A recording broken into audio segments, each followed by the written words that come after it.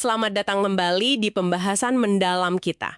Hari ini kita gali satu ide kunci nih dari buku Principles-nya Ray Dalio. Tepatnya bab 4 bagian kedua. Judulnya memahami bahwa setiap orang itu wiringnya atau cara kerja otaknya beda banget. Iya, beda banget. Dan ini penting sekali ya. Sumber kita ya dari bab itu. Pengalaman Dalio, prinsip-prinsip dia di Bridgewater. Misi kita, ya membedah kenapa sih paham perbedaan cara berpikir ini bukan cuma teori aja, tapi vital buat kerjaan, buat hidup juga. Betul. Pernah kan Anda bingung gitu, kenapa kok orang lain reaksinya atau mikirnya bisa beda jauh sama kita?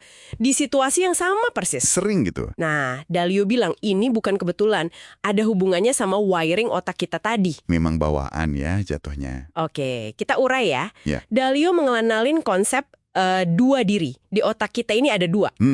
Dua diri. Iya, bagian logis di level atas sama bagian emosional di level bawah. Dan katanya mereka nih berantem terus, rebutan kendali. Iya. Logika versus emosi. Nah, gimana pertarungan internal ini menurut Dalio bisa ngebentuk perilaku kita sehari-hari? Ya, justru cara kita ngelola konflik internal ini antara logika sama emosi itu jadi pendorong utama perilaku kita gitu. Seringkali kan bagian emosional kita itu benci banget sama kelemahan. Atau kalau kita bikin salah. Padahal logikanya tahu ya. Nah, padahal bagian logis kita tahu, ngakuin itu ya langkah pertama buat perbaikan.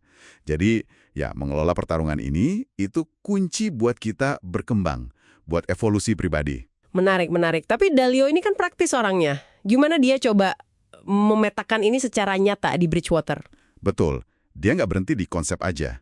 Kita dengar dia pakai assessment kayak Myers-Briggs, terus ada alat unik namanya baseball cards. Apa sih tujuannya pakai itu semua? Tujuannya gini, biar data tentang orang ini kayak gimana sih, kekuatan, kelemahan, cara mikirnya gimana, itu jelas banget, eksplisit. Baseball cards ini, ya kayak kartu statistik pemain bisbol itu, isinya statistik atribut kunci seseorang. Ringkas, objektif. Jadi kayak profil singkat gitu ya? Iya, ini ngebantu banget buat mencocokkan orang sama peran yang paling pas buat dia. Dan menurut Dalio, ya, asesmen psikometrik ini lebih bisa diandalkan daripada, katakanlah, wawancara biasa buat paham wiring orang. Karena ini ngukur kecenderungan bawaan. Oh, jadi lebih ke sifat dasar ya, bukan kesan sesaat. Betul. Misalnya, orang yang kuat di gambaran besar, mungkin kurang pas kalau dikasih tugas yang butuh detail banget, fokus mikro gitu. Nah, ini dia nih intinya. Jadi bukan sekedar ngasih label ke orang, tapi lebih ke gimana memanfaatkan perbedaan ini biar konstruktif. Persis. Kayak konduktor orkestra gitu ya, menyatukan berbagai instrumen. Tepat sekali. Prinsip 45 itu nekanin pentingnya naruh orang yang tepat di peran yang tepat, buat dukung tujuan. Anda perlu ngelola diri sendiri, iya, tapi juga mengorkestrasi orang lain. Mengorkestrasi, oke. Contoh tim Bob di Bridgewater itu bagus banget. Waktu deputi awalnya nggak efektif, mereka lihat lagi baseball cards-nya, terus ketemu deputi baru yang cara mikirnya sistematis, bisa ngelengkapin si Bob. Tambah lagi manajer proyek yang detail-oriented. Hasilnya, timnya jadi jauh lebih efektif. Wah, jadi kayak potongan Lego ya? Nah, pas banget. Tiap potongan unik, tapi kalau disusun dengan benar, jadi bangunan kuat. Saling melengkapi. Oke, jadi buat Anda yang dengerin nih ya, apa artinya semua ini? Kenapa paham soal wiring yang beda-beda ini penting banget buat kita? Intinya sih kesadaran diri yang objektif dan kemampuan buat benar-benar paham orang lain. Itu fondasi buat ambil keputusan yang bagus, buat kolaborasi yang hebat. Jadi kalau kita cuek aja sama perbedaan ini, Wah, bahaya. Kata Dalio, itu kayak perumpamaan orang buta megang gajah. Masing-masing pegang bagian beda, terus ngerasa udah tahu segalanya. padahal cuma sebagian kecil ya. Iya, buat lihat gambaran utuh. Nah, ini kuncinya. Perlu keterbukaan pikiran yang radikal. Keterbukaan pikiran radikal, maksudnya? Maksudnya, kemauan yang tulus buat nerima kalau kita bisa salah. Dan secara aktif nyari perspektif lain, apalagi dari orang yang mikirnya beda banget sama kita.